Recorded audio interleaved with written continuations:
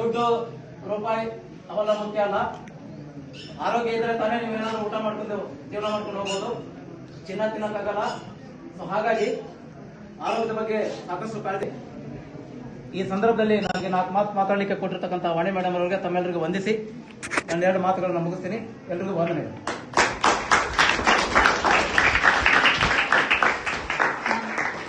ನಮ್ಮೆಲ್ಲರನ್ನು ಉದ್ದೇಶಿಸಿ ಪೌಷ್ಟಿಕ ಆಹಾರ ಎಷ್ಟು ಮುಖ್ಯ, ಈಗ ಎಷ್ಟೊಂದು ಕಲಬೆರಕೆ ಇದೆ, ಅದರಿಂದ ನಾವು ಹೇಗೆ ಜಾಗೃತರಾಗಿರಬೇಕು ಅನ್ನೋ ನಿಟ್ಟಿನಲ್ಲಿ ಮತ್ತು ದೈಹಿಕ, ಮಾನಸಿಕ, ಸಾಮಾಜಿಕ ಆರೋಗ್ಯ ಬಹುಮುಖ್ಯ ಅನ್ನೋದನ್ನ ನಮಗೆ ಸರ್ ತಿಳಿಸ್ಕೊಟ್ಟಿದ್ದಾರೆ.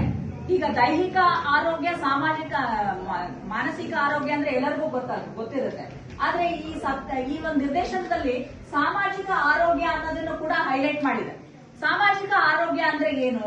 ಸಾಮಾಜಿಕ ಡಿಸೀಸಸ್, ಸೋಷಿಯಲ್ ಡಿಸೀಸಸ್ ಇದಾವ ನಮ್ಮ ಸಮಾಜದಲ್ಲಿ. There are social diseases.